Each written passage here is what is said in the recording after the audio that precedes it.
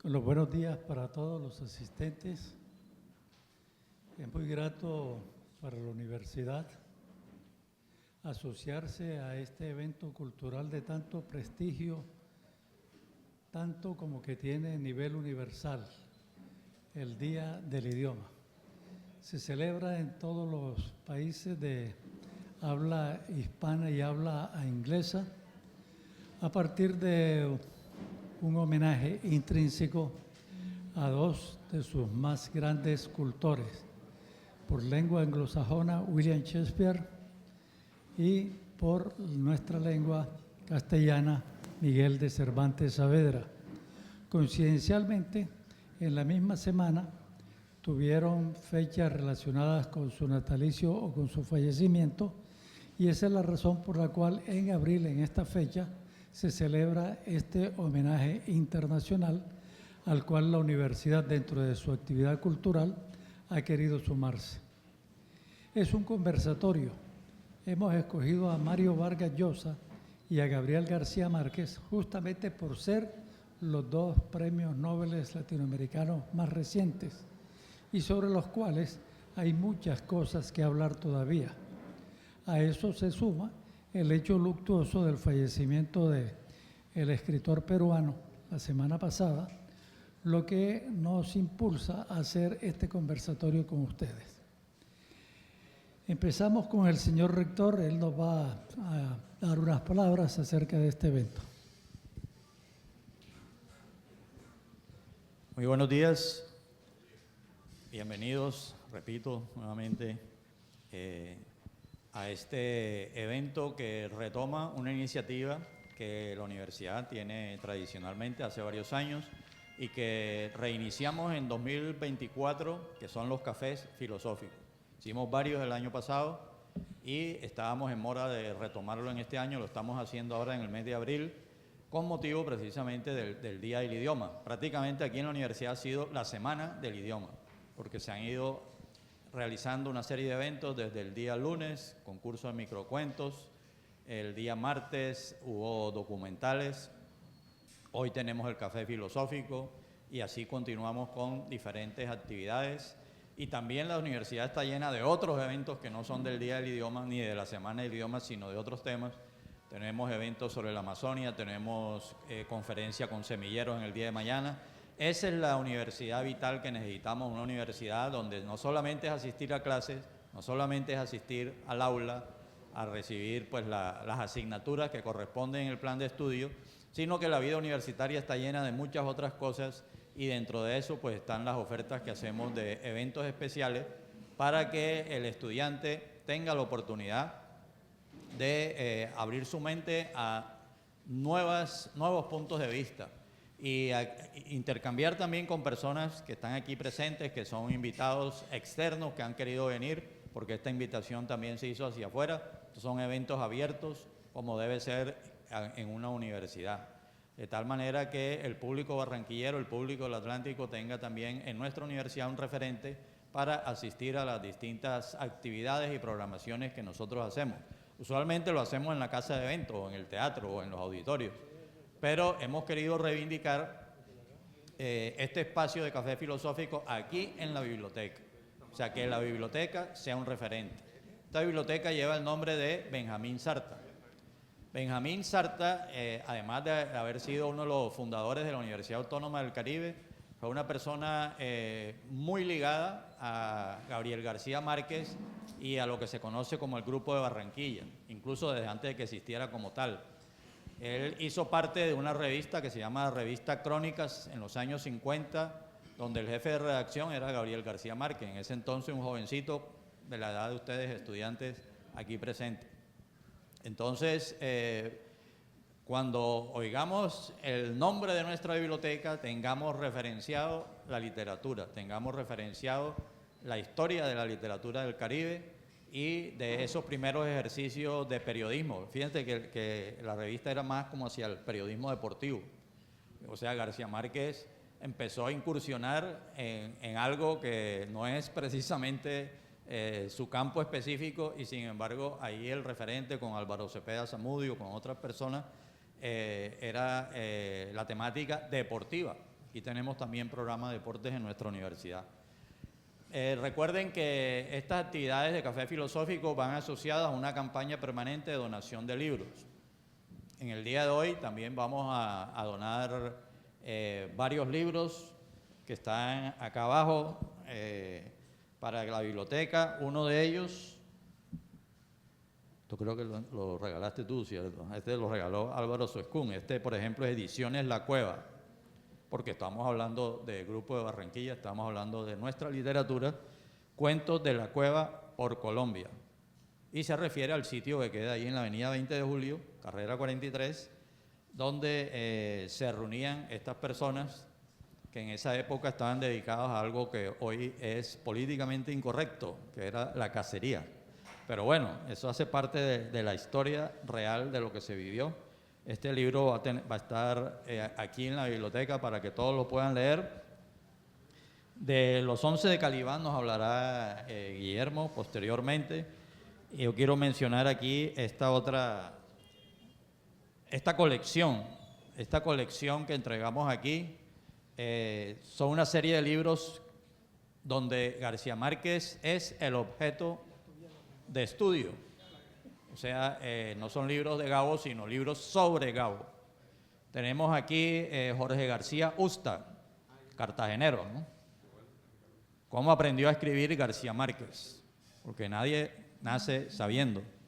En algún otro evento me di el lujo de leer, pero no lo voy a hacer hoy, de leer una columna que escribí sobre 2 gazapos que encontré en los textos de García Márquez que escribía en El Heraldo en la columna La Jirafa cuando era todavía un jovencito.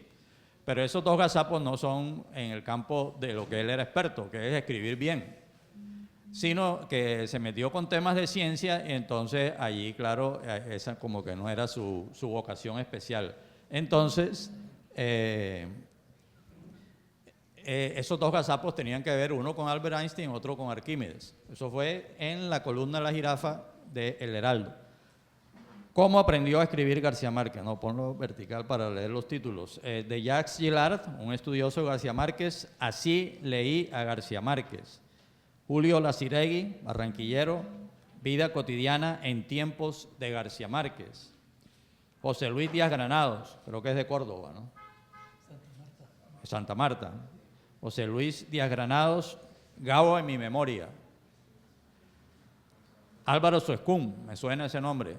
Este señor que está aquí escribió este libro, Gabito nuestro de cada día. Gustavo Tatis Guerra, García Márquez, La llave secreta de Melquíades, famoso personaje de 100 años de soledad. Y Joaquín Matos Omar, En la madriguera del genio, García Márquez. Joaquín Matos dictó aquí un curso sobre 100 años de soledad en el mes de noviembre. Es una de las actividades que la universidad programó el año pasado.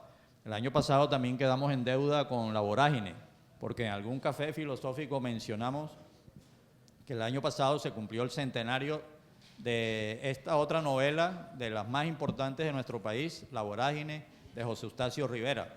Y quedamos en deuda porque al final íbamos a hacer algo en noviembre y no lo hicimos, pero independientemente de que sea centenario o no, hay que hacer algo sobre La Vorágine y la obra de José Eustacio Rivera. Bueno, básicamente esto es la introducción que quería hacer. Sepan que, bueno, yo estoy aquí en calidad de simple lector, pero en calidad también de rector, mi tarea es apoyar todo lo que tenga que ver con el cultivo de la lectura, el cultivo de la escritura. No solamente para los estudiantes de comunicación social o los que más directamente. Igual un ingeniero tiene que saber escribir y leer bien. La comprensión de lectura y la capacidad de redacción son fundamentales en la ciencia, son fundamentales en la tecnología. Y por supuesto cuando se trata de literatura pues es para disfrutar, pero por ahí es por donde se empieza. Cuando trabajaba en una facultad de medicina me decía un estudiante, profe, yo leo y no entiendo lo que leo, ¿qué hago? Y yo le decía, bueno, no es fácil leer medicina, no es fácil leer temas técnicos de algún tipo o científicos, pero lo que debes hacer es leer novelas. Ponte a leer novelas, lee literatura y empieza primero por lo que es narrativo, porque lo narrativo nuestro cerebro lo capta de mejor forma. como estudió muy bien Daniel Kahneman. Entonces, ese es por donde uno empieza, generalmente. Luego viene otro tipo de lectura, que es la lectura científico-técnica, mucho más difícil, pensamiento abstracto, más complicado. La comprensión de lectura, a su vez, es el primer paso hacia la lectura crítica. Y la lectura crítica, a su vez, es un eje fundamental del pensamiento crítico. De eso hablaremos otro día. Estamos ansiando poder traer aquí, invitar a uno de los expertos de nuestro país en el campo del pensamiento crítico. Espero poder hacerlo ahora en el mes de mayo, porque si no, pues ya tocará en el segundo semestre, entonces haremos el intento. Pensamiento crítico debe ser uno de los ejes en todos los programas, es transversal a todos los programas, pero debe ser una de las competencias, o yo diría la principal, que debe adquirir un estudiante universitario. Entonces, en ese aspecto, como rector, todo mi apoyo a la biblioteca, todo mi apoyo a todas las actividades que tengan que ver con la promoción de la literatura y la cultura en general. Muchas gracias.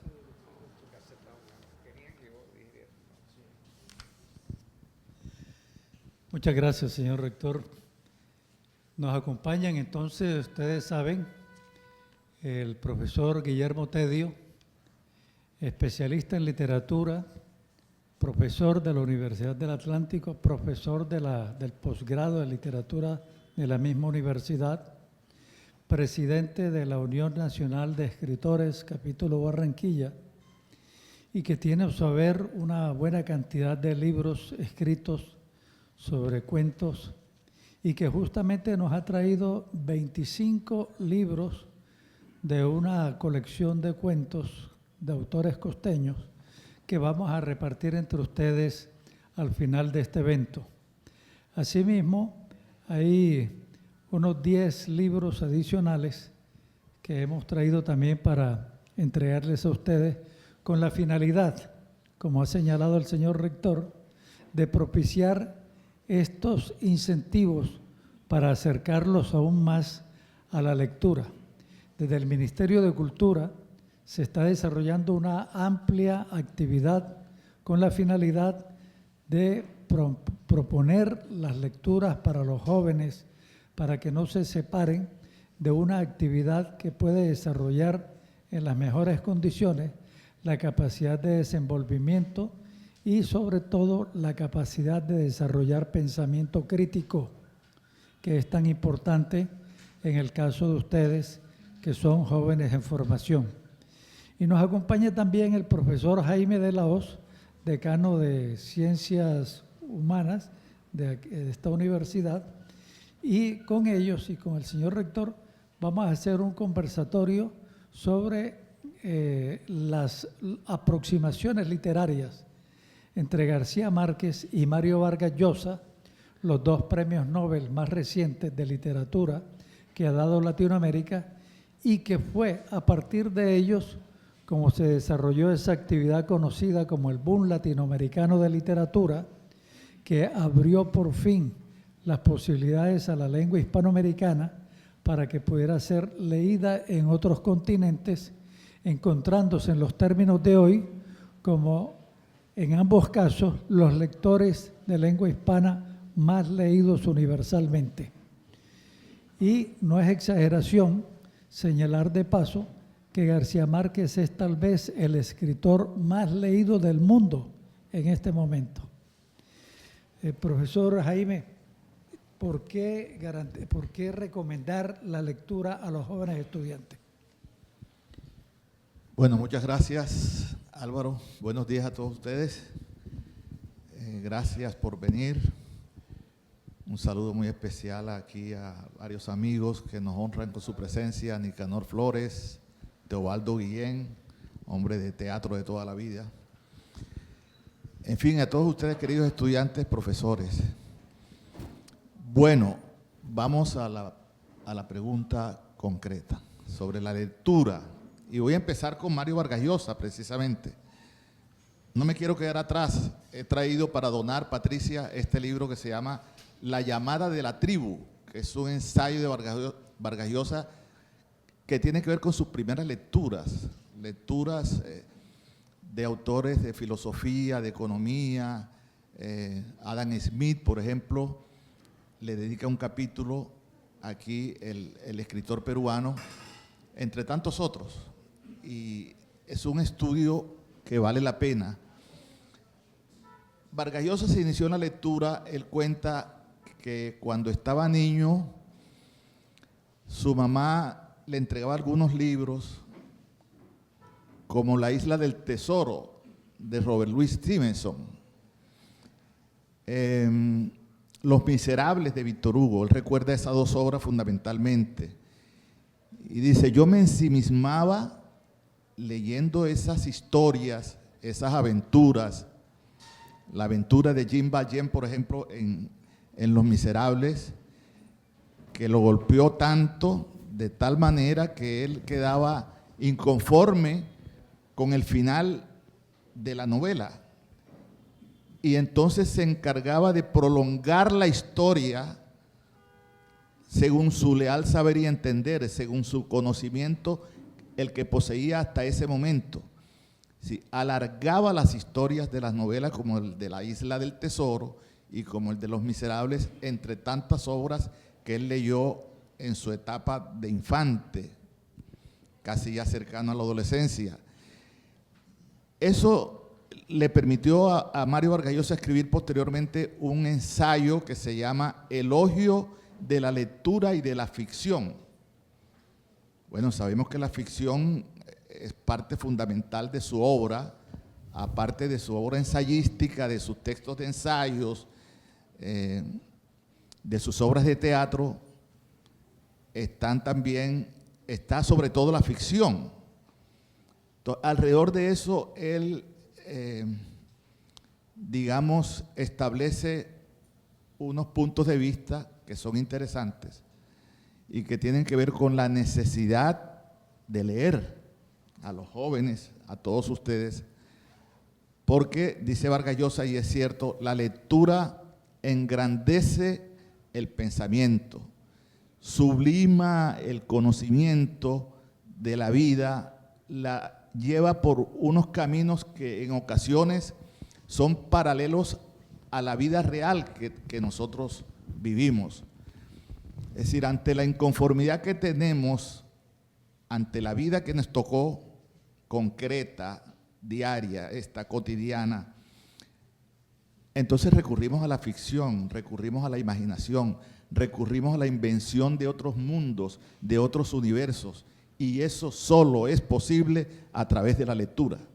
O sea, es solo la lectura la que nos permite realmente la creación de esos otros mundos. De manera que esa es una obligación.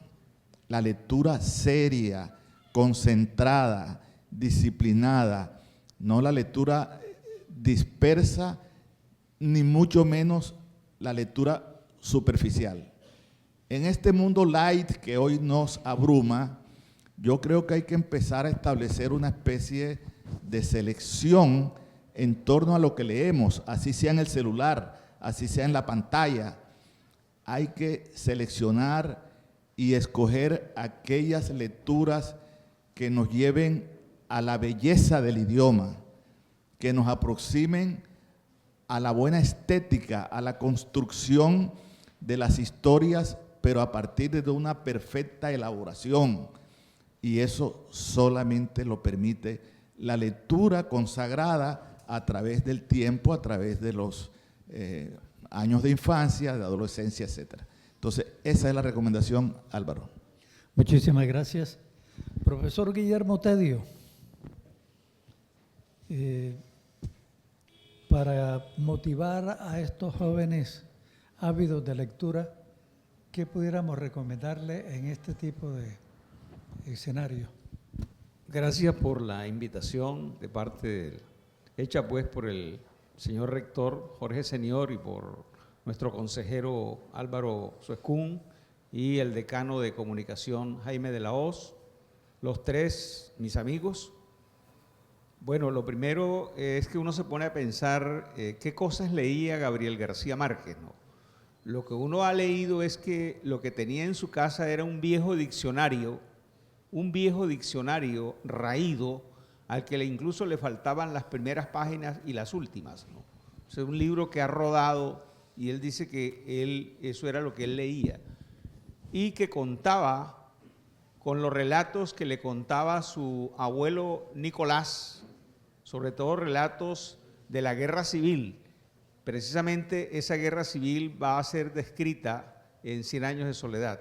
Y los relatos fantasmagóricos de ultratumba a veces que le contaba su abuela Tranquilina Iguarán, ¿no? Recuerden esa anécdota que él dice que cuando iba al patio de su casa le decían: Gabito, no te acerques a ese rincón que ahí sale tu tía Simonosea. No te acerques allá al palo de roble porque ahí sale tu prima no sé quién. O sea, el niño de alguna manera va a crecer con estos fantasmas, y más que leer, hablo del niño, claro que después ya de joven y de adulto va a leer mucho, ¿no? Va a leer grandes libros, ¿no? Pero digo, el niño inicial no es el caso de Vargas Llosa, que se va a encontrar con una biblioteca donde están Los Miserables, donde está la obra de Julio Verne, o donde están los libros de Karl May, las novelas de aventuras y de las que todos los escritores hablan, digamos, La Isla del Tesoro, ya tú lo mencionabas, o los libros de Julio Verne, o estas novelas que yo cito de Karl May, o el famoso Corazón, se llama así la novela de Edmundo D'Amici, ¿no? Es decir, casi todos los autores mencionan esos libros. Gabo no, Gabo menciona ese viejo diccionario que él leía, ¿no? Y que leía como si fuera una novela, es decir, voy a leerme el capítulo de la B, voy a leerme el capítulo de la C, ¿no? En el diccionario. Me preguntan qué libro recomendar. Las cosas han cambiado, ¿verdad? Ya hoy en día de pronto por los medios audiovisuales, por internet, por la televisión, por el cine, ya de pronto los muchachos hoy en día no están muy interesados en leer La Isla del Tesoro, ¿no? Ni en leer el libro Corazón de Edmundo D'Amici, ¿no? Y de pronto acercarse a, pienso yo, le voy a mencionar 5 libritos. Pienso que no deben ser libros muy voluminosos. No deben ser libros muy voluminosos porque la juventud, cuando ve que hay 400, 800 páginas, le tienen pánico, le tienen terror al montón de páginas. Entonces estoy pensando en libros que los agarren, que los enchufen. Estoy pensando en libros que a mí me dieron resultado. La Metamorfosis de Kafka. No estoy mencionando libros raros, ¿no? Sino los libros comunes y corrientes que tú puedes encontrar en cualquier andén de venta de libros viejos del Paseo Bolívar o en cualquier librería. Estoy pensando para un muchacho que esté comenzando a leer y que se interese en La Metamorfosis de Kafka. Estoy pensando en El coronel no tiene quien le escriba, de García Márquez. Estoy pensando en El extranjero, de Albert Camus. Estoy pensando en El extraño caso del Dr. Jekyll y Mr. Hyde, que es una novela de Robert Louis Stevenson, precisamente el autor de La Isla del Tesoro, ¿no? Y que es un libro interesante, ¿no? Todo mundo debería leer la historia del extraño caso del Dr. Jekyll y de Mr. Hyde.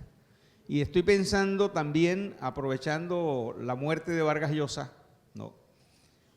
Pensando en que sería bueno leer La ciudad y los perros, ¿no? Es un libro hecho para la juventud, para los jóvenes, La ciudad y los perros, ¿no? Recuerden que en La ciudad y los perros, perdonen el spoiler,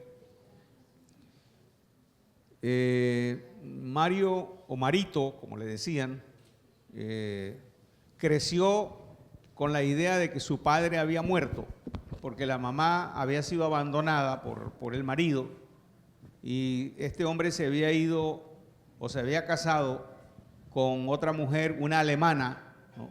Y se había ido, y tal vez por venganza la madre le dice a Marito que su padre ha muerto.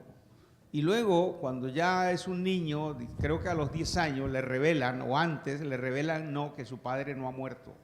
Y no solamente le revelan que su padre no ha muerto, sino que el padre regresa y se instala en la casa nuevamente a vivir con su mamá. Entonces, la historia que sabemos es que Mario Vargas Llosa en ese momento odia al padre, ¿no? Odia al padre porque viene a quitarle a la madre que era suya, que era solo de él, ¿no? Ese hombre extraño que le habían dicho que se había muerto viene de alguna manera a quitarle a su madre, ¿no? Y se produce una relación difícil, ¿no? El padre ve mal que su hijo escriba poemas y escriba relatos. Dice que eso, perdonen, pero es el concepto del padre, que eso era de maricones, escribir. Y mete al joven, lo mete en un colegio militar Leoncio Prado. Y eso está contado en esta novela. Es una novela de adolescentes, ¿no? Por eso la estoy recomendando, es una novela de adolescentes, ¿no? La ciudad de los perros, ¿no? Porque a pesar de que es un colegio militar, lo que allí ocurre es terrible, ¿no?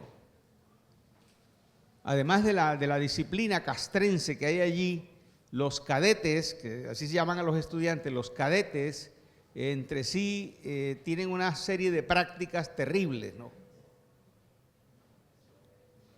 Y allí pues se da toda esa experiencia, obviamente, contra Vargas Llosa. Pero miren, de manera contradictoria, Vargas Llosa reconoce que tal vez, si el padre no lo hubiera metido en el colegio Leoncio Prado, no hubiera sido escritor. Es decir, termina reconociendo, ¿no? Es decir, que por llevarle la contraria al viejo, por llevarle la contraria al padre, ahora voy a ser escritor, ¿no? Si mi padre no quiere que yo lo sea, ahora lo voy a hacer, ¿no? Entonces se dedica pues incluso comienza en el personaje que él representa en la novela, comienza a escribir novelitas pornográficas que vende a los compañeros en el propio colegio, ¿no? Entonces sería interesante que además de estos, Álvaro, de estos libros que mencioné como La Metamorfosis o El extranjero o El coronel, los muchachos leyeran también La ciudad de los perros. Ya que empezaste a comentar estos datos biográficos de Mario Vargas Llosa, sería interesante entonces que empezáramos a hablar un poco para reconocernos en estos personajes que hoy estamos recomendándoles para que lean sus obras. Ustedes muy seguramente conocen que Mario Vargas Llosa termina casándose con Isabel Preisler, que es ni más ni menos que la mamá de Iglesias, ex esposa de Julio Iglesias y madre de uno de los cantantes más mediáticos de estos tiempos. Pero seguramente también saben que Mario Vargas Llosa, por obra y gracia de su escritura, llegó a ser condecorado o reconocido mejor como marqués. Le dieron esa categoría que es para la alta realeza española, gracias a que finalmente fue reconocido como uno de los personajes más importantes del orbe. Al lado de él, García Márquez ni se diga. Es decir, ambos se codeaban con presidentes, eran íntimos amigos de personajes de la más alta alcurnia en el mundo mediático y lograron desarrollar un nivel de reconocimiento en todo el mundo. ¿Cómo lo hicieron posible? Uno había nacido en Aracataca. Yo me atrevo aquí a preguntar quién de los que está aquí presente en el auditorio conoce a Aracataca, y estoy seguro de que no serían más de 2 o 3.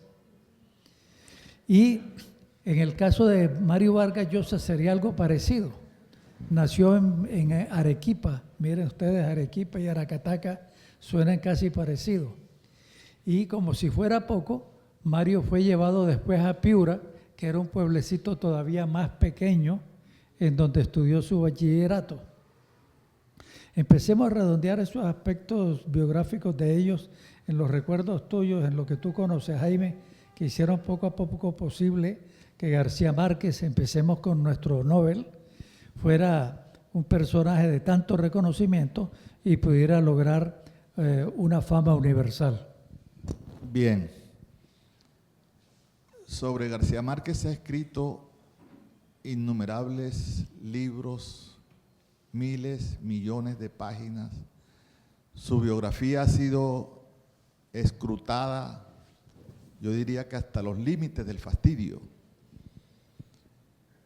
Escritores, ensayistas de prestigio universal le han dedicado libros a García Márquez, entre ellos Gerald Martin, que escribió una monumental biografía de más de 1000 páginas.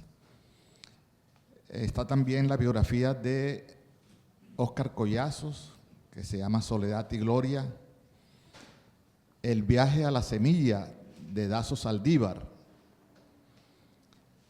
Y está la que a mi juicio es la mejor biografía de la obra también, ¿no? Digamos, la obra, el estudio de la obra, que es Historia de un deicidio, de Mario Vargas Llosa, precisamente.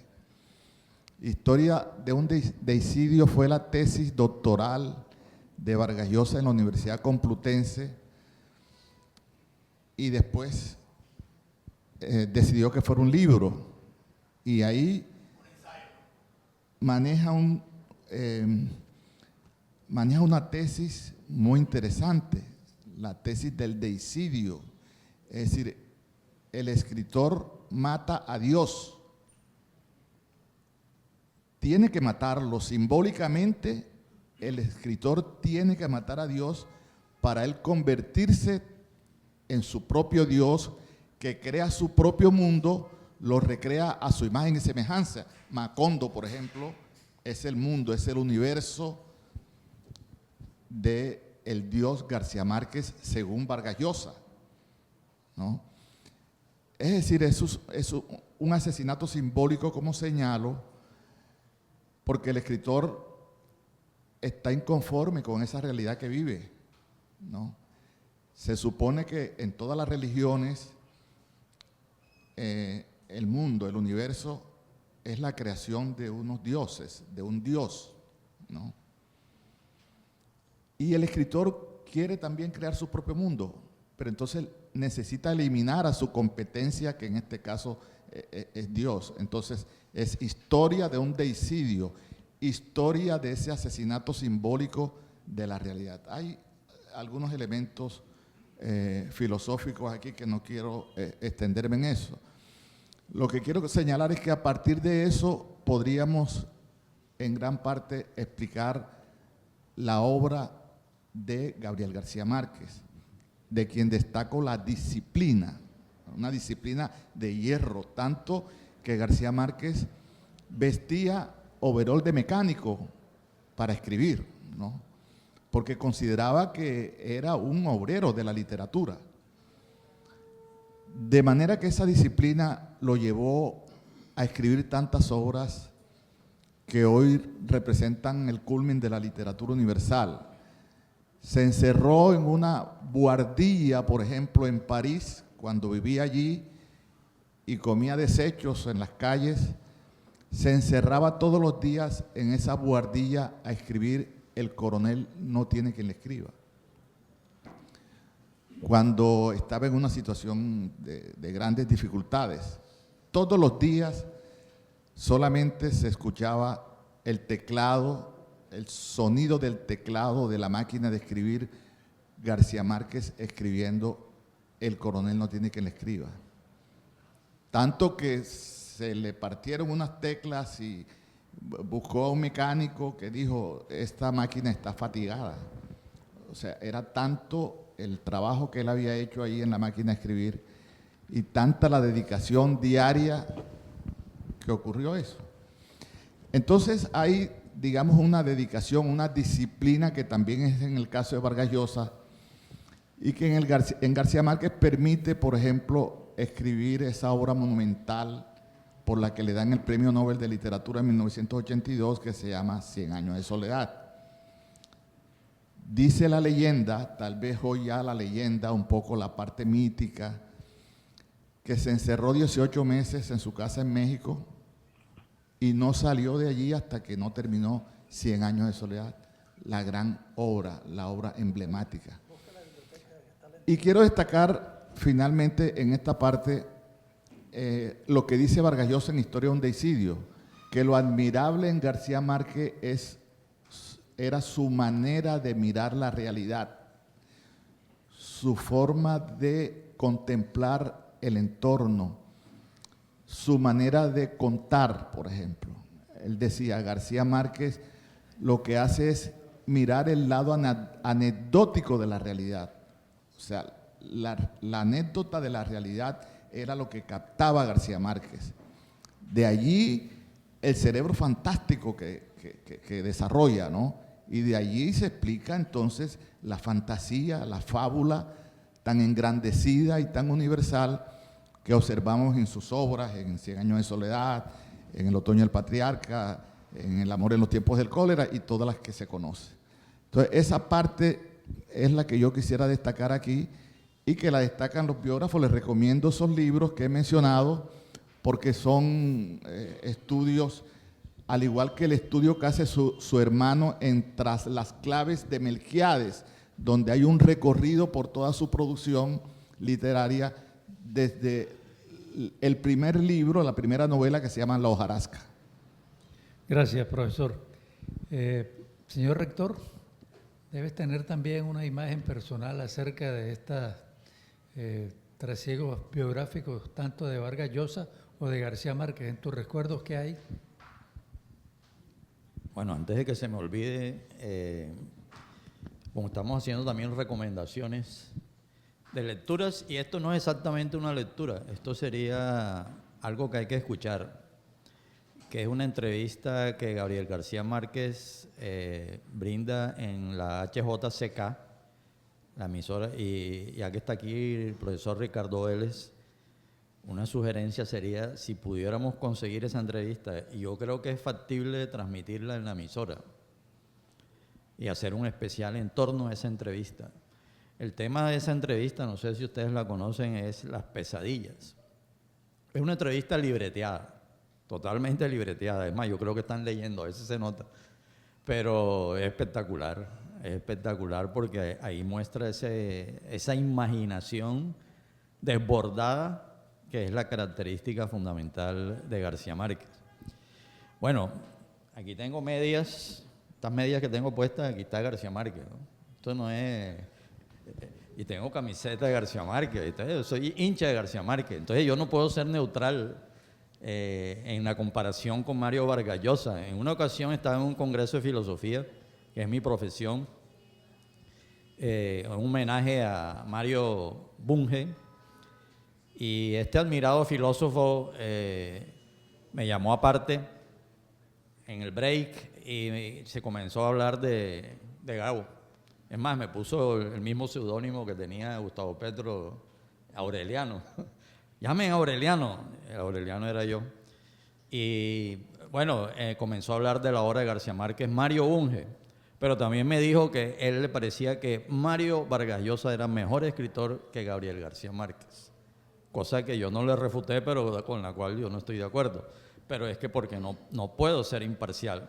Entonces, aquí viene un debate interesante que se da muchas veces y es hasta dónde la biografía y las características de un autor o de un artista nos influyen al considerar su obra.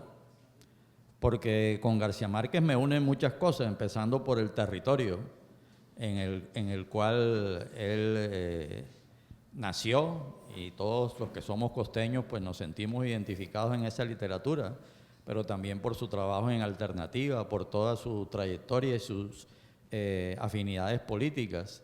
Mario Vargas Llosa, en cambio, sufrió una deriva política que lo llevó casi que a la extrema derecha y a ser candidato presidencial.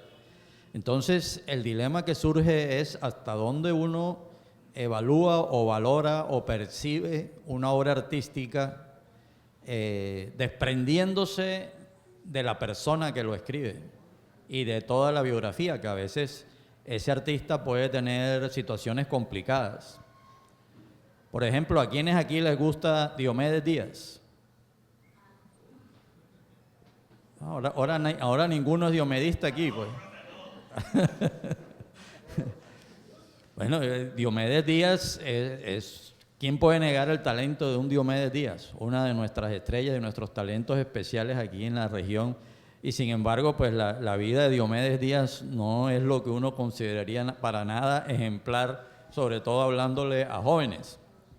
Entonces, bueno, involucrado en mil problemas y en mil situaciones a nivel de lo personal. Y sin embargo tiene un talento. A mí me costó, pero aprendí que hay que separar al artista de la obra. Así lo pienso ahora, pero no toda mi vida lo pensé así. En otras épocas no.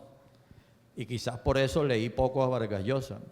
Pero cuando planteamos este evento, yo insistí, tiene que estar Vargas Llosa aquí. ¿Cómo no se va a hablar ahora que precisamente fue noticia luctuosa? La muerte de Vargas Llosa significa el final de todo el ciclo del boom latinoamericano. Y por mi edad, yo soy de la generación que creció con el boom latinoamericano, que lo vivimos en vivo y en directo. Mi profesor José Luis Hereira, que ustedes conocen, Pepe Hereira, fue quien me inculcó ese amor por la literatura. Y con él estudiamos el boom, que en ese momento era el boom. Estábamos en el momento exacto en que eso iba transcurriendo. De las obras de García Márquez, de todas maneras, aparte de las obvias, me gusta El general en su laberinto. El general en su laberinto, que es una obra difícil de clasificar, porque no es exactamente lo que se llama una novela histórica.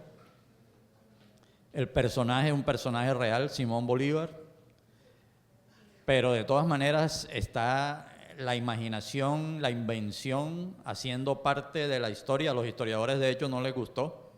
No les gustó porque de alguna manera irrumpió dentro de su territorio, pero con una mirada distinta a la de la ciencia, pero investigando porque García Márquez sí le tocó investigar, por ejemplo, si el mango existía o no existía aquí en el año 1815, porque el mango es una importación. O sea, hoy hay mango por todas partes, pero el mango no es nuestro. Entonces el escritor no puede caer en esos errores históricos, y ahí es donde está el trabajo de investigación. Pero al mismo tiempo García Márquez se inventó un Bolívar que es el Bolívar de él, que probablemente no es el Bolívar real, pero de todas maneras es fantástico aproximarse a una mirada a esa época de la fundación de nuestra nación. Y de Mario Vargas Llosa, de pronto quizás la obra que más me atrajo fue la de Pantaleón y las visitadoras. Pero ya ustedes me escucharon hablar de La Vorágine, y a los que son de comunicación social les podría hablar de Perdidos en el Amazonas de Germán Castro Caicedo. Y ahí verán que yo tengo un sesgo así como que me gusta lo selvático, lo que transcurre en las fronteras de la civilización. Y quizás por eso me atrajo esa obra, que además fue llevada al cine con una actriz barranquillera, Angie Cepeda. Entonces, bueno, esas serían como mis experiencias, mis acercamientos a este par de autores que de hecho son como posiciones dialécticas, ¿no? Representan dos maneras muy diferentes del boom latinoamericano y sobre todo muy diferentes políticamente.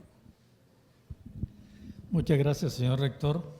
Guillermo Tedio, la misma pregunta, el mismo resultado. Yo ahora mismo estoy en la idea de que no se puede separar el autor de la obra, la vida del autor de la obra. He llegado a esa conclusión. Antes pensaba, creo que estamos en opuestos, ¿no? Tú pensabas al comienzo. Exacto, hicimos el cambio, ¿no? Bien. Aunque ojo, hay autores como Raúl Gómez Jatín, por ejemplo, que hemos hablado en otros eventos. Raúl Gómez Jatín, separarlo de la obra no se podría, por ejemplo. Pero de pronto en otros casos es diferente. Así es. Me puse a mirar la actitud que tomó Gabriel García Márquez frente a los homenajes de nombrarlo o de concederle el doctor honoris causa. A García Márquez le concedieron un doctor honoris causa la Universidad de Cádiz, España, y otro honoris causa, creo que la Universidad de Madrid, o sea, 2 honoris causa. Cuando la Sorbona, la Universidad de la Sorbona, que es una de las máximas instituciones del mundo, le ofrece el doctor honoris causa, García Márquez dice que no quiere, que lo rechaza. O sea, García Márquez rechaza el honoris causa, el doctor honoris causa que le ofrece la Universidad de la Sorbona. Él dice que para qué doctor honoris causa si ya tiene el Nobel, si ya para qué, ya para qué. ¿No? Sin embargo, hizo una excepción.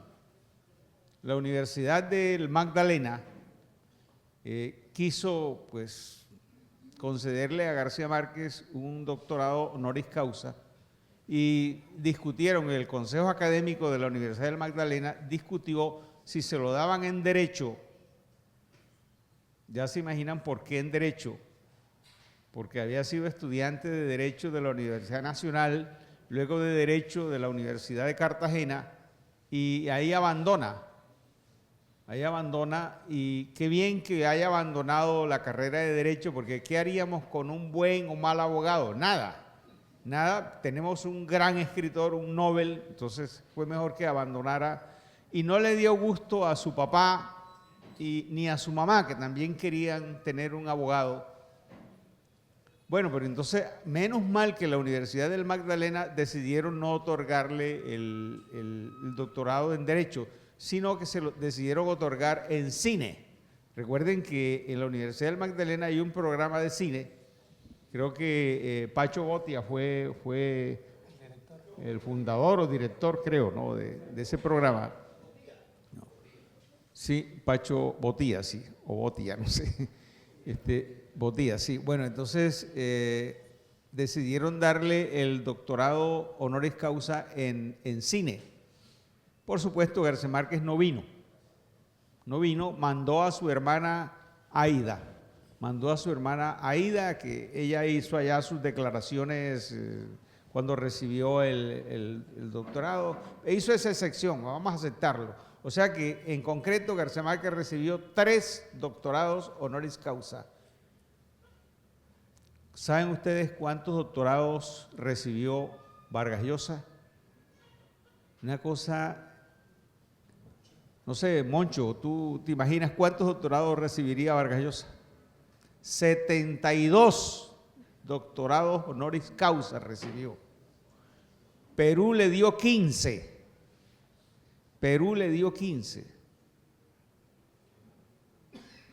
Estados Unidos le dio 14. Universidades de Estados Unidos. Francia, son las que dan.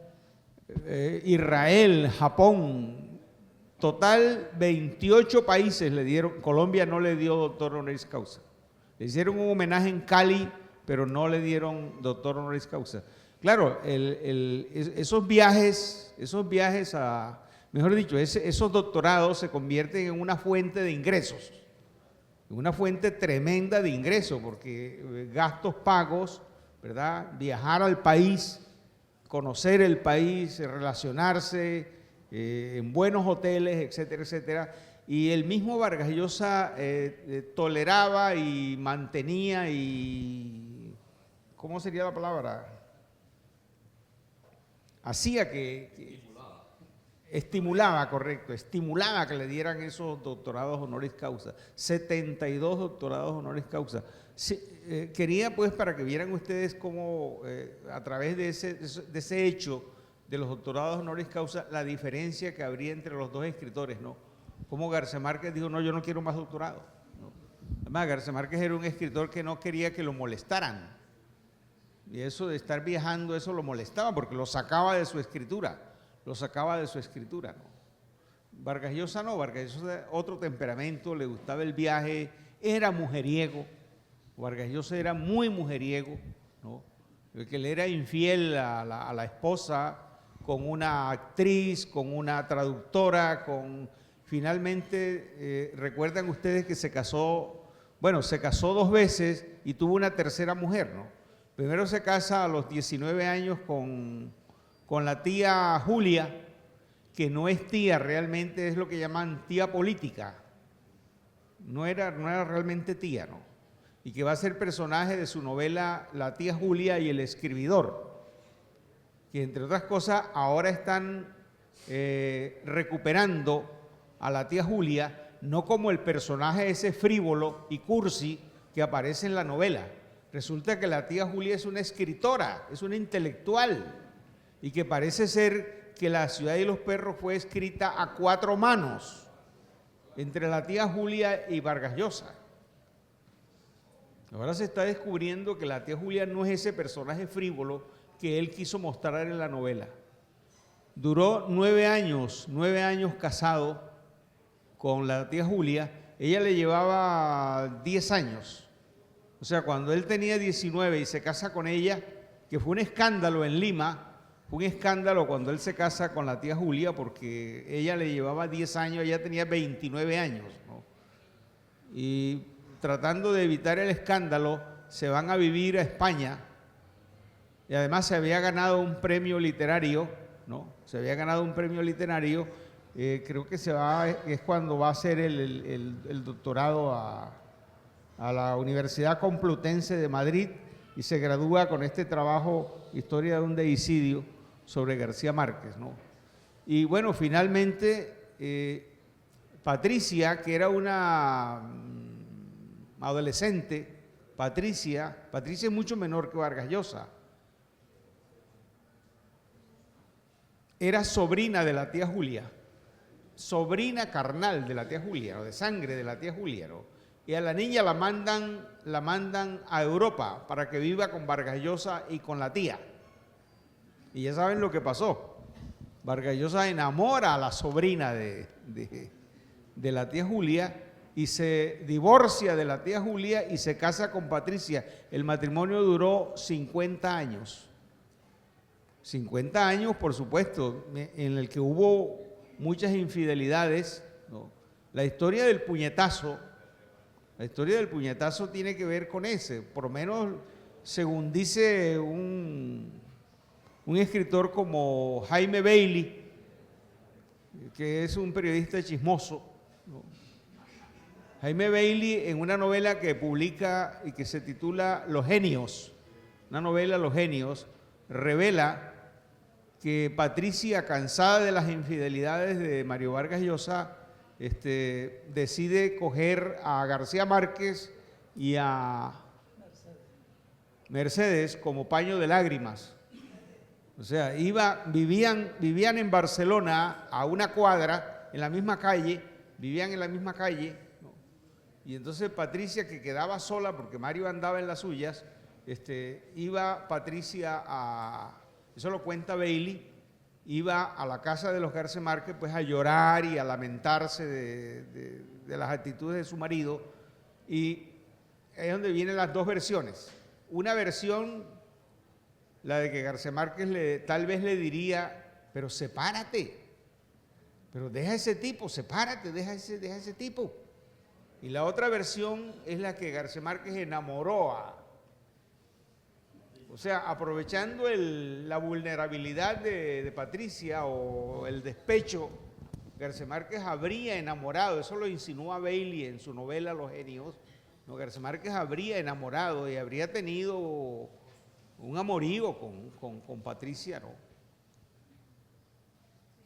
Y también está la versión política, ¿no? De que ya entre ellos había cierto disgusto, cierta desavenencia política por la actitud que ambos habían tomado frente a la Revolución Cubana y frente a Fidel, ¿no? Mientras García Márquez se mantuvo fiel, devoto, ¿verdad?, seguidor de Fidel Castro y de la Revolución Cubana, Mario Vargas Llosa, a partir del caso de Padilla, de Berto Padilla, había renunciado a darle su apoyo a la Revolución Cubana y se había vuelto neoliberal, ¿no? Es un neoliberal. Tú dijiste de derecha, Jorge. Yo diría que sí, que se volvió un hombre de derecha, ¿no? se volvió un hombre de derecha. Yo por eso digo, yo no separo al hombre Vargas Llosa del escritor, eso va unido. Uno no entiende cómo un tipo que escribe un libro como La civilización del espectáculo, donde ataca la concepción de la cultura tomada como espectáculo, y hace un análisis interesante, pero es neoliberal, y el neoliberalismo es tal vez el mayor impulsor de la cultura y de la civilización como espectáculo. Entonces uno no entiende esa tremenda contradicción.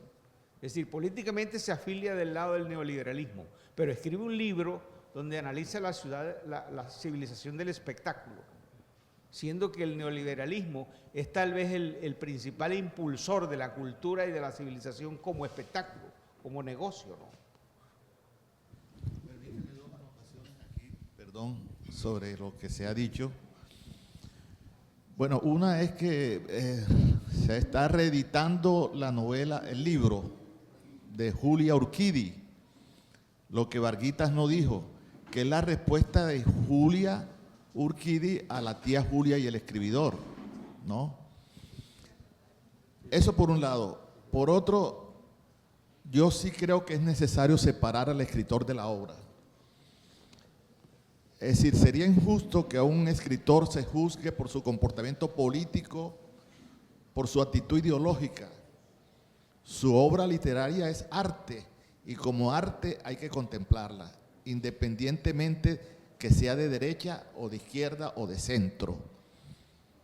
Y lo digo yo que profeso ideas de izquierda.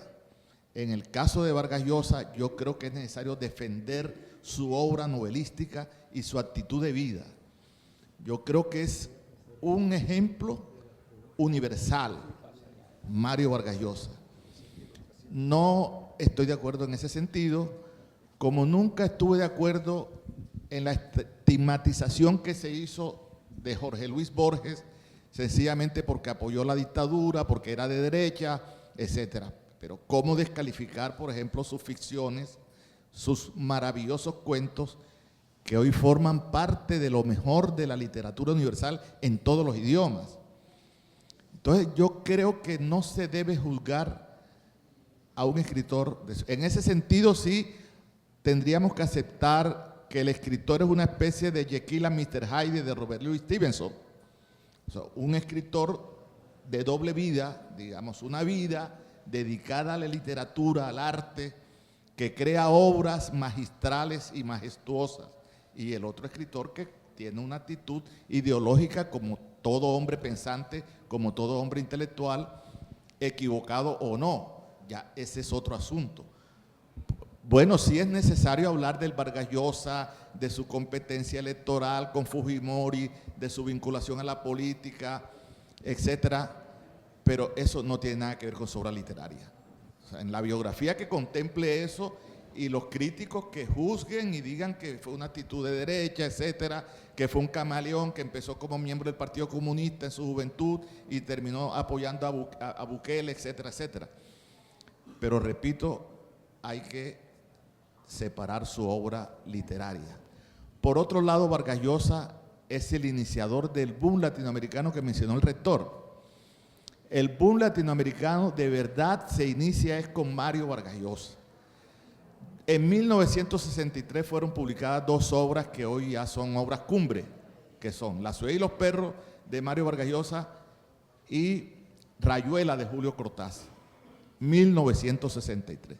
Sin embargo, Vargas Llosa ha pasado a ser el iniciador en la medida en que su obra fue inicialmente más reconocida, porque posteriormente vino Rayuela de Cortázar, de Julio Cortázar, perdón, La muerte de Artemio Cruz, de Carlos Fuentes, y 100 años de soledad, de García Márquez, en 1967.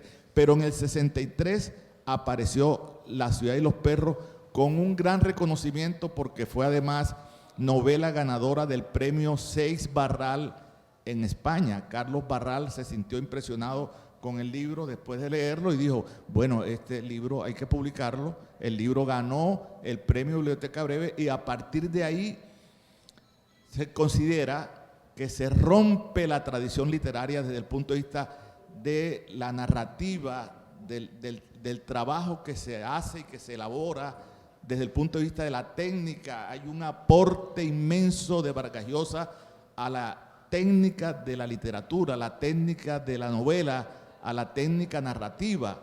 Es uno de los que se consideran en ese sentido artífices. Hay que leer La Casa Verde, por ejemplo, y notar cómo es la estructura de esa novela, no tanto La Ciudad y los Perros, pero las obras posteriores que Vargas Llosa cruzó, atravesó todos los géneros de la novela.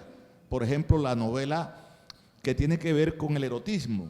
Ahí está Travesuras de la Niña Mala, Los Cuadernos de Don Rigoberto, Elogio de la Madrastra, que es una trilogía de novelas eróticas y un manejo del erotismo que yo creo que difícilmente lo ha cultivado otro escritor en Hispanoamérica en toda su historia. Lo otro es destacar su obra también que tiene que ver, su novela, en cuanto al género de novelas, está el género político, digámoslo así. Dos obras importantes que son La Fiesta del Chivo, que se refiere al dictador Trujillo en República Dominicana, y la otra es La Guerra del Fin del Mundo, que está, el escenario es Brasil, o sea, y además son las dos únicas obras que no tienen como sustento, digamos, como escenario al Perú.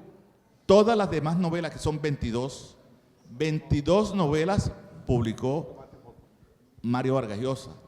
El balance que se hace hoy de la obra de Vargas Llosa es de 88 libros, entre novelas, obras de teatro, cuentos, ensayos, columnas de opinión, etc. 88 es el balance y más de 20 novelas con todos esos géneros que he mencionado. De manera que termino recordando ese punto que soy polémico y veo en las redes sociales que se han ensañado contra Vargas Llosa, que ha habido una actitud, yo diría, salvaje y a veces violenta, ¿no?, contra un escritor que es necesario defender porque es tan grande y tan universal como Gabriel García Márquez. Muchísimas gracias, profesor. Una de las razones por las cuales te habíamos escogido era esa. Es uno de los lectores más acuciosos de Vargas Llosa y ya tenía yo información de que se había leído más o menos completos y analizados los 84 libros publicados por Mario Vargas Llosa. Lo mismo el profesor Guillermo Tedio. Bueno, vamos a hacer ahora un espacio para las preguntas y finalmente vamos a rifar también o a entregar los libros, no sé de qué manera pudiéramos hacerlo, entre los asistentes. Preguntas concretas, no intervenciones. ¿Pregunta?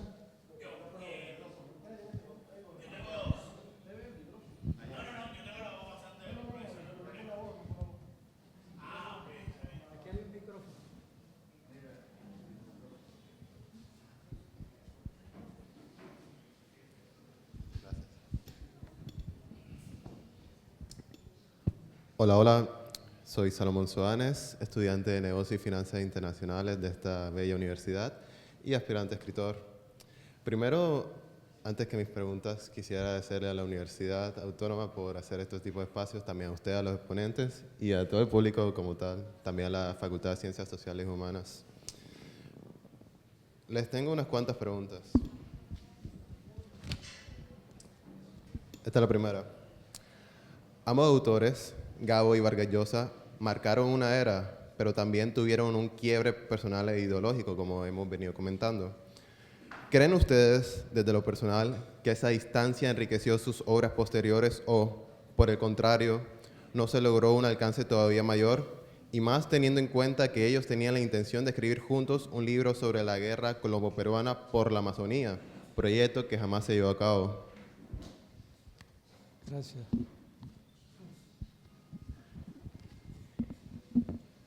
Hubo dos intentos de trabajar juntos, digámoslo. Uno a 4 manos y otro tal vez a 16 manos. El de las 16 manos es el libro del dictador, la novela del dictador. Se pusieron de acuerdo para que cada uno, desde su propia experiencia, escribiera una obra que tuviera en cuenta el dictador de su país. Finalmente, eso se llevó a cabo a medias, ¿no? No en los momentos en que quisieran hacerlo, sino que cada uno por su cuenta lo hizo cuando le dio la gana. Y entonces está la muerte de Artemio Cruz, por ejemplo, de Carlos Fuentes. Muchos años después aparece El otoño del patriarca, de García Márquez. Y posteriormente, años después, aparece La fiesta del chivo, de Vargas Llosa. Todas las 3 obras tienen relación con el dictador latinoamericano. Hay otras, Yo el Supremo, de Roa Bastos, por ejemplo, aunque de pronto no los incluimos en esa especie de intención que hubo de todos ellos. Cortázar, que se sepa, no escribió nada sobre el dictador. Y lo otro es lo que efectivamente tú señalas, que entre otras cosas este joven que acaba de hacer la pregunta fue el 3er puesto en el concurso de minicuento que se llevó a cabo ayer aquí en la Universidad Autónoma del Caribe, y yo pido un aplauso para él. Estudiante de negocios y finanzas y literato, escritor. Muy bien. Bien, entonces finalizo con la respuesta. Cuando se conoce García Márquez y Vargas Llosa en 1967, el mismo año de la publicación de 100 años de soledad, ellos se conocen en el aeropuerto de Maiquetía, en Caracas. Los aviones descienden al mismo tiempo, el uno de Londres, donde viene Vargas Llosa, y el otro de México, donde viene García Márquez. Ahí realmente ellos se conocen personalmente, pero cuenta Vargas Llosa que ya antes se habían conocido por cartas, ¿no? Cartas que se enviaban. Vargas Llosa dice que a García Márquez lo conoció primero cuando trabajaba en la televisión francesa, en la radio francesa, en París, y allí llegaban libros de escritores latinoamericanos escritos en francés. Y él alcanzó a leer a García Márquez por primera vez en francés. El coronel no tiene quien escriba. Después empezó una relación epistolar, ¿no? Y en esa, ahí está un video que publicaron hace poco, donde Vargas Llosa lo cuenta, ya ahora en sus últimos años. Y dice: recibí estas cartas de García Márquez donde me propone escribir sobre la guerra colombo-peruana. Y lee a partes y se nota ya ahí el mundo fantástico, la creación esa mágica de García Márquez. Hasta en las cartas había realismo mágico. Dice: escribamos tú desde el Perú y yo desde acá de Colombia sobre la guerra del Perú. Y ya menciona algunas cosas. Vargas Llosa reconoce que García Márquez tenía más conocimiento de esa guerra colombo-peruana que él. Y habla de los aviones de papel, ¿no? que surcaban los aires, e inventa una cantidad de situaciones para ser más atractivo, para convencer a Mario Vargas Llosa y escribir a 4 manos. Finalmente ese proyecto se perdió, no se alcanzó a llevar a cabo, desafortunadamente. A Vargas Llosa le fascinaba este tema de los dictadores, y varias de las obras, por ejemplo, en Tiempos Recios, desarrolla una investigación sobre la dictadura en Guatemala, y en Conversación en la Catedral, los que recuerdan, los que la leyeron, tendrán presente algunos recordatorios que él hace del general Odría, allá mismo en el Perú. Bien, por aquí había otra pregunta.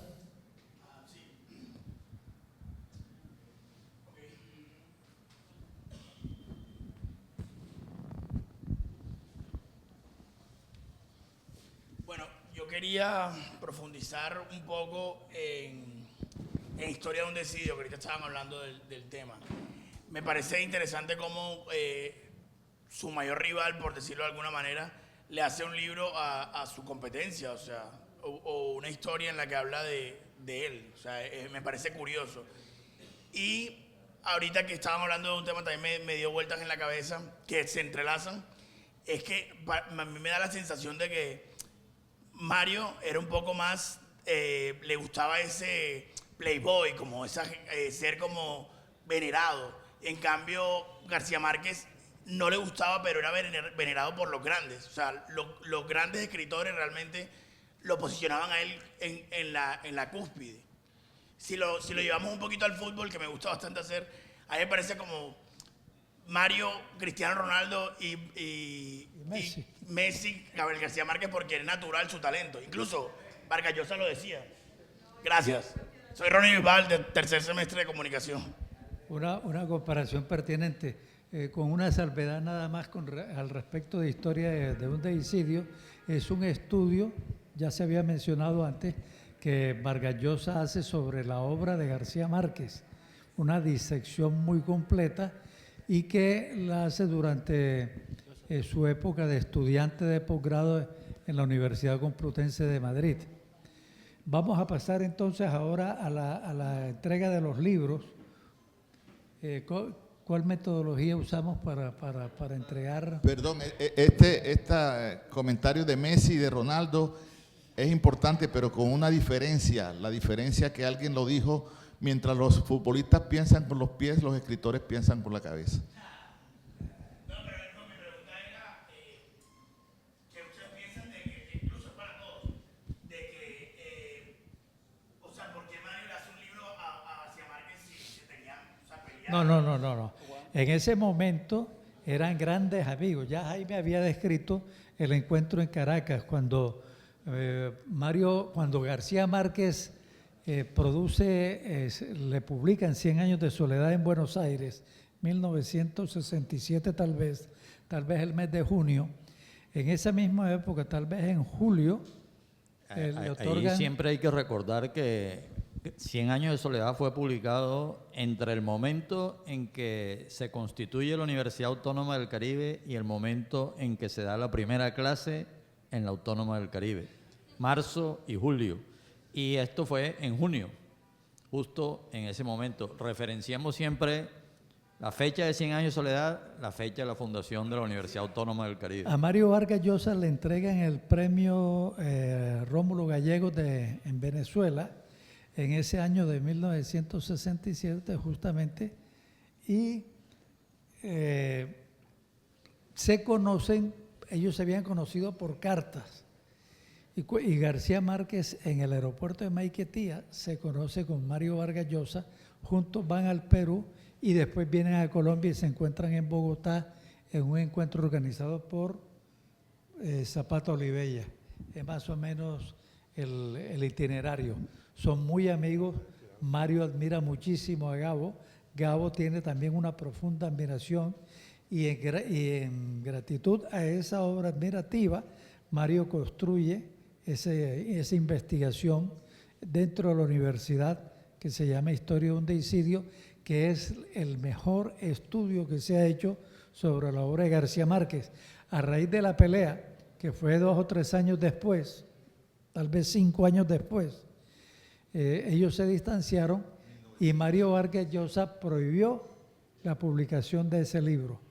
Y fíjense lo que son la admiración mutua, porque eso estuvieron alejados hasta el final de sus vidas, pero no dejaron de reconocerse mutuamente el gran valor que cada uno tenía literariamente, al punto de que Mario Vargas Llosa, antes de que muriera García Márquez, permitió la reimpresión de Historia de un Deicidio y permitió la publicación de un capítulo en un libro conmemorativo de los 50 años de 100 años de soledad que se celebró en Cartagena.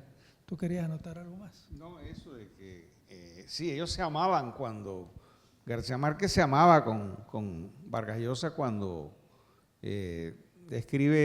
hace el estudio que presenta a la Universidad Complutense de Madrid, con el que se gradúa de doctor, porque era doctor, ¿no? Vargas Llosa era doctor académico y además era profesor de varias universidades, sobre todo norteamericanas, ¿no? Invitado a decir cursos. Recuerden que alguna vez declaró que García Márquez no era intelectual, que García Márquez era como un escritor intuitivo, pero que no era intelectual, como diciendo el intelectual soy yo sí soy el intelectual, ¿no? Creo que García Márquez era tan intelectual como Vargas Llosa, solo que con el modo de ser y la idiosincrasia caribeña, ¿verdad? Con el modo de ser caribe, era el intelectual caribe, ¿no? Sí, era eso, Álvaro, que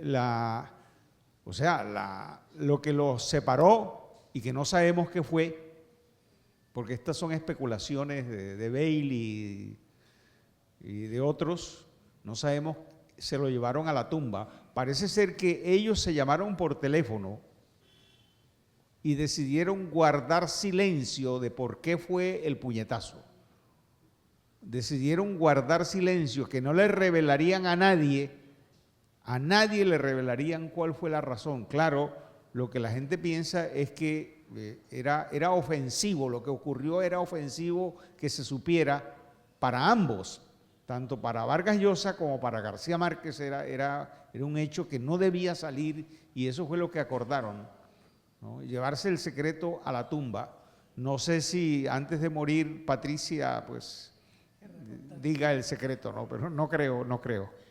Yo finalmente quiero mostrarles a ustedes este libro que he traído, que es La Guerra del Fin del Mundo de Mario Vargas Llosa. Esta es la primera edición y es una edición española, editada en España, porque aquí realmente es poco lo que se ha leído este libro, La Guerra del Fin del Mundo.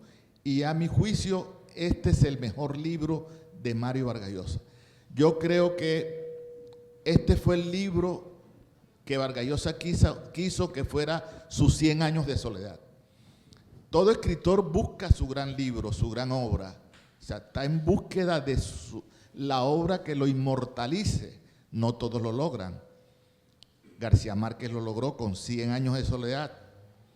Pese a que uno de los jurados del premio Nobel dice que El otoño de Patriarca es una mejor obra que 100 años de soledad, pero bueno, todos admitimos que es 100 años de soledad la obra cumbre en García Márquez.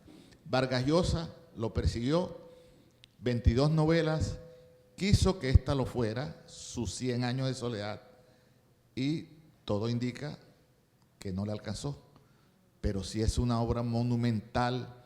Es la universalización de un hecho político, precisamente que ocurrió en el siglo XIX en una zona del Brasil y que tiene que ver con el poder, la religión, etcétera, etcétera. Allí seguramente se mezclan algunos elementos ideológicos también de Vargas Llosa.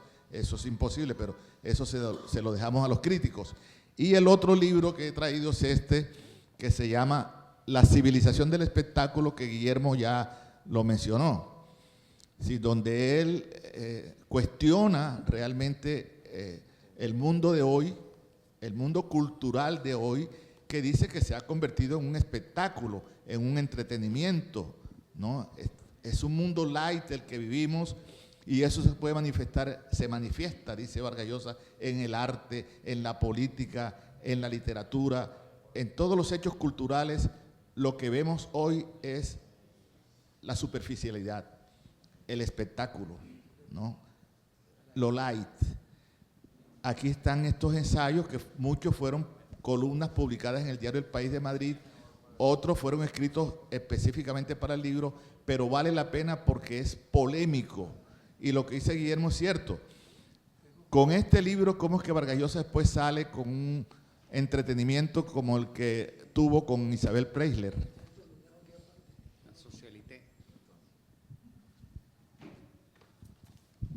Bueno, muchísimas gracias por...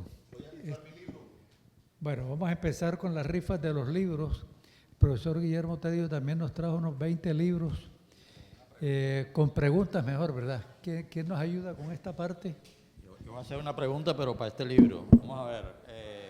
Como hoy es el Día del Idioma, la pregunta es, ¿cómo se llama el palito la ñ? El palito de la ñ. Lo ganó Edwin. Virgulilla. Virgulilla.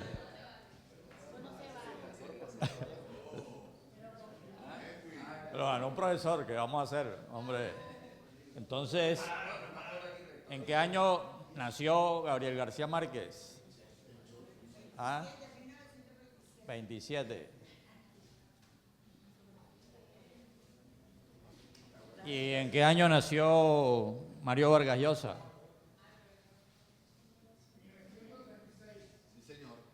¿Quién dijo? Fidel Ginás. Pila a los estudiantes porque los profesores son los que están barriendo aquí. Eso es trampa. Yo creo que eso no es justo. Vamos con... bueno, estos dos libros para estudiantes. Pregunta solo para estudiantes, nada más participan los estudiantes. Dos libros. ¿En qué año murió Gabriel García Márquez? 14. Bueno, vamos a darle allá también. Ese era más fácil para estudiantes porque ya ustedes estaban vivos. Es que el resto es historia patria cuando no habían nacido todavía. Otra pregunta ahí. Para tu libro, invéntate una pregunta. Bueno, la verdad es que no lo quiero regalar. La pregunta es, ¿en qué año nació José María Vargas Vila? ¿Se da cuenta? No. ¿En qué año nació García Márquez? Ya lo dijeron, rector. ¿Tienen otra pregunta? ¿O será que el libro es tan malo que no se lo quieren ganar? ¿En qué año ganó el Premio Nobel de Literatura García Márquez? ¿Ah? No, ella que dijo, ya tú te ganaste uno. Tome. No. Tome, rector. Bueno, ¿qué me más preguntamos? Guillermo. Aquí hay bastantes libros para todo el mundo. ¿Quiénes quieren los libros? Vamos a ponerlos ahí. Venga, vamos a regalarlo. Ahora todo el mundo quiere. Gracias. Ahora entonces no hay demasiado, va a tocar de todas maneras preguntar. Y este también es para regalar. Bueno, una pregunta.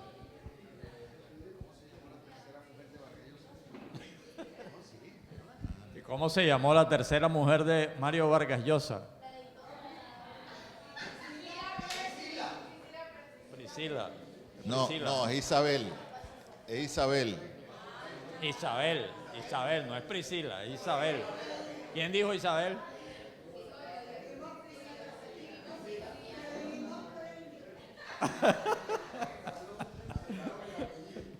No, entonces nada. No embuste, toma, ándale ahí. Rector, esta pregunta, ¿cómo se llaman los hijos de Gabriel García Márquez? Los hijos de García Márquez.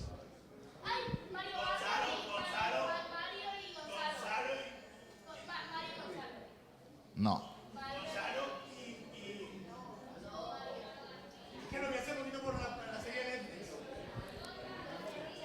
No lo adivinaron. Además son 3 hijos. No adivinaron. Bueno, esta creo que no la mencionaron en la charla, pero sí hablaron de la literatura del dictador. Entonces, ¿cuál es el libro de García Márquez sobre el dictador? No. Sobre el dictador. ¿El qué? Bueno, los estudiantes están quedados. Nuestro maestro de teatro, Teobaldo, El otoño del patriarca, es el libro que García Márquez dedicó a ese tema del dictador que se mencionó aquí. Otra pregunta ahí, Guillermo.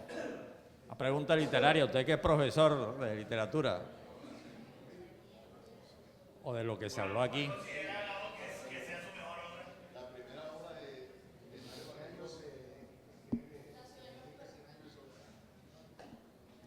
¿Cuál es la última palabra que aparece en El coronel no tiene quien le...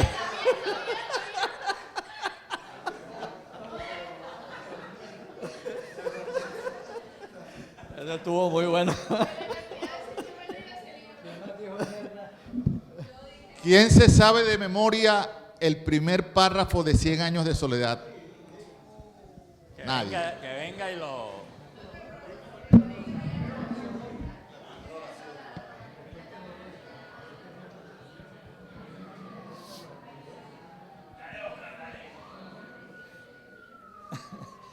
Eso estuvo buena. ¿Ah?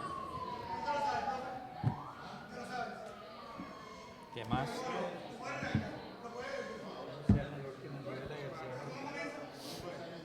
La última escrita, la de 90 años, el viejito, ¿cómo se llama? Ah,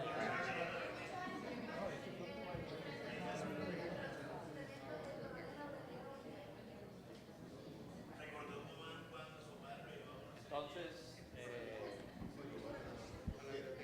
que se publicó póstuma, la obra póstuma. ¿Cómo se llama la obra póstuma que salió recientemente de García Márquez? Pues ya tú tienes todos los libros, él quiere otro libro.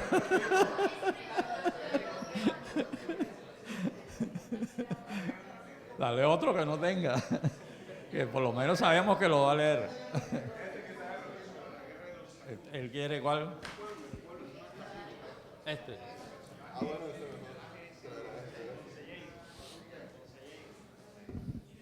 Otra pregunta. ¿Quién fue la inspiración, el real fundador del Festival Vallenato? Sí, García Márquez.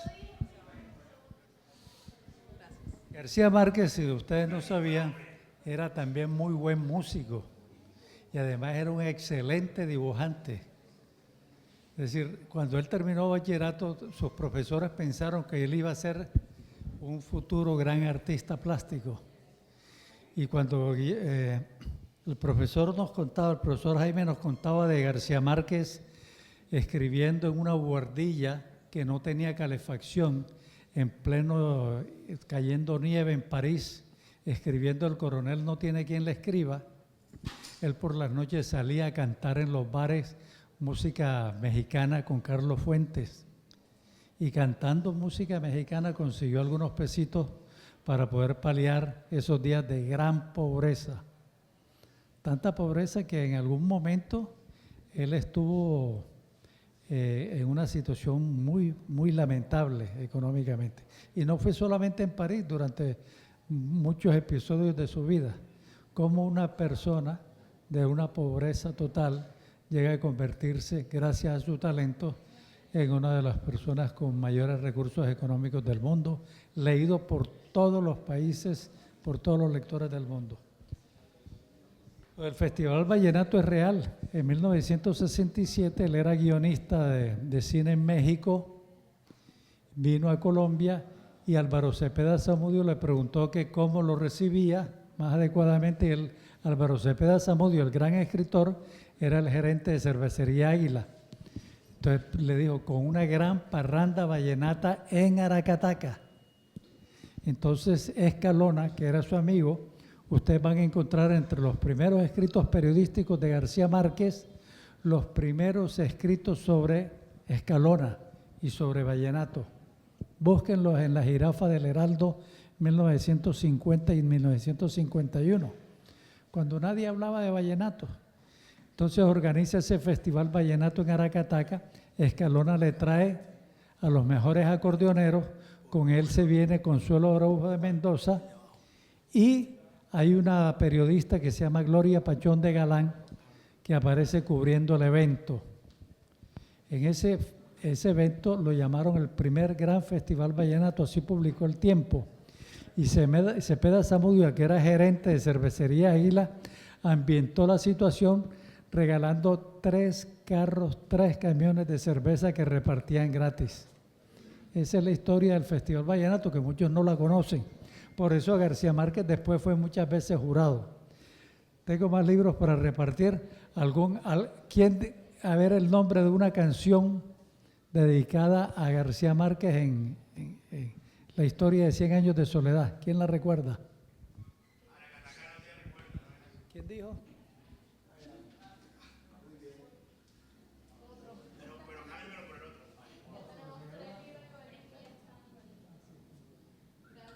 No, yo no puedo dejar pasar esta oportunidad. Hablamos de escritores, de grandes escritores, y aquí tenemos la presencia de uno de los mejores escritores del Caribe y de Colombia, Ramón Molinares Sarmiento. Maestro, un aplauso para usted. Levántese. Ramón Molinares Sarmiento. Novelista insigne, escritor de larguísima trayectoria. Ramón, gracias por venir, nos honras con tu presencia.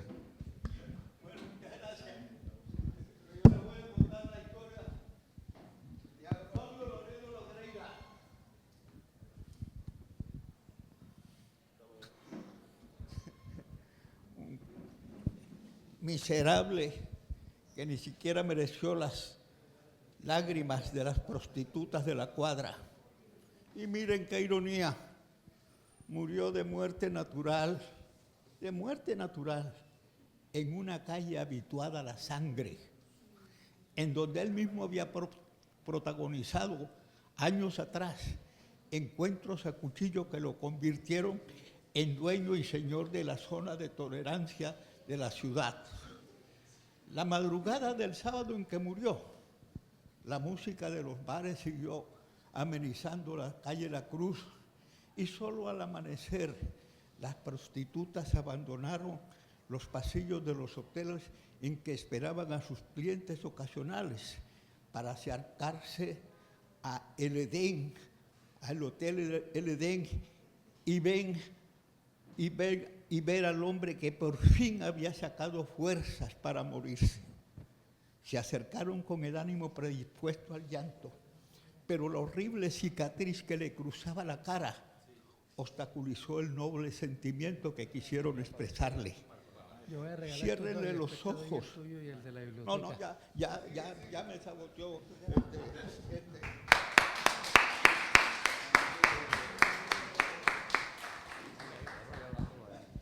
Bueno, terminamos con unas palabras de nuestra directora de la biblioteca, Patricia Celemín. Muchas gracias, rector. Buenos días. Bueno, para nosotros como biblioteca, de verdad que cada 23 de abril es una fiesta, es un regocijo festejar nuestro idioma, y hoy, qué mejor manera de celebrarlo aquí en nuestro espacio biblioteca que con estos grandes invitados. Hemos tenido un lujo de invitados en el cual nos han hecho un conversatorio hablando de esas vivencias, de esas anécdotas de estos dos grandes escritores como son Mario Vargas Llosa y nuestro Gabriel García Márquez, y decirle muchas gracias.